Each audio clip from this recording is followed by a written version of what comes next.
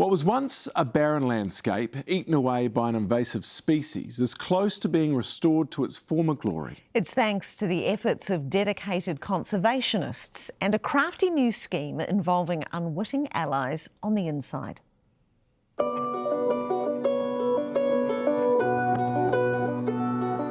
We're driving through the Kaimai Range, the rugged natural barrier stretched between Waikato and the Bay of Plenty.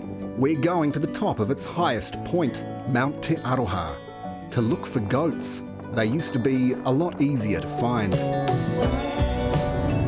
Drive up the mountain and there'll be mobs of goats all along the side of the road, down on the spill over the side. Veteran bushranger Warren Gerety has lived here his entire life, and it's been his lifelong mission to rid the Kaimais of feral goats.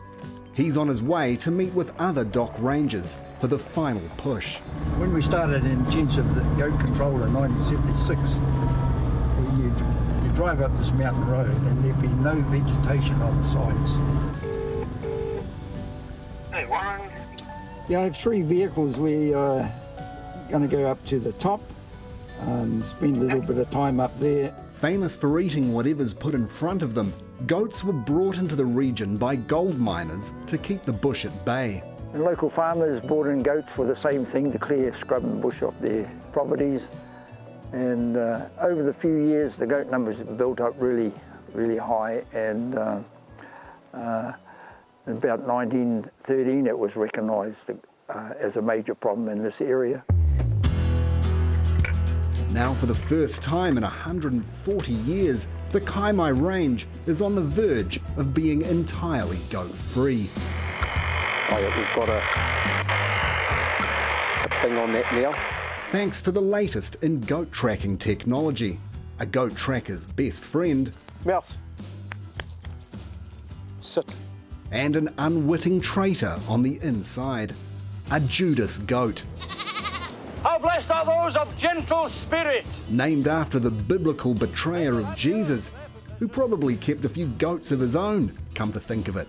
So this is the dog tracking collar we use to track the dogs, and these are the new Judas collars.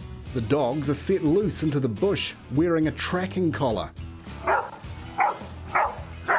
After they locate a feral, hunters Jason and Tom will move in, collar the goat, and set it loose again. So by nature, the goat's a very gregarious animal, so they'll be looking for other goats to hang around with. The idea with the Judas goats is that that'll take us to any existing ferals. The guys will go out, we'll get the grid reference off the satellite tracking of each goat, and then you might work in teams of 2, and you'll have a VHF tracker, and then you'll sneak in, identify any ferals that are with the Judas, and then pop those off. If you catch the Judas, then you'll just release it.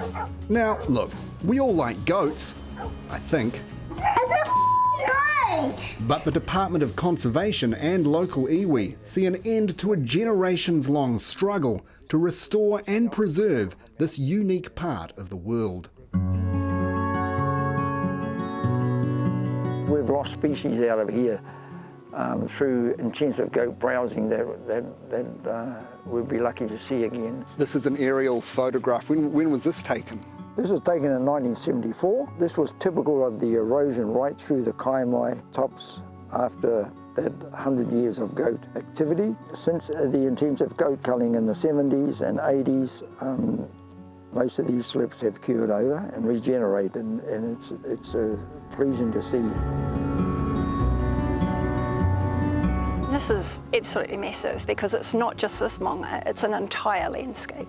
You know, the Kaimai Mamaku extends from Karangahake Gorge all the way south to south of Rotorua. But as the end game draws nearer, the going gets tougher, and the hours spent deep in the bush get longer. We've been involved in goat control for about the last roughly 20 years, so the numbers have dropped dramatically during that period. and the Judas just gives you another tool in locating those handful of goats that are remaining. The history of Te Aroha through gold mining, through the Tui mine, and the blasting of the tihi, the top of the maunga, quite a bit of devastation of the bush. The goat eradication will look after our natives that we plant. It's great to see such a damaging pest be removed. And for Warren, who's been here from the beginning, he's about to see his life's work come to fruition.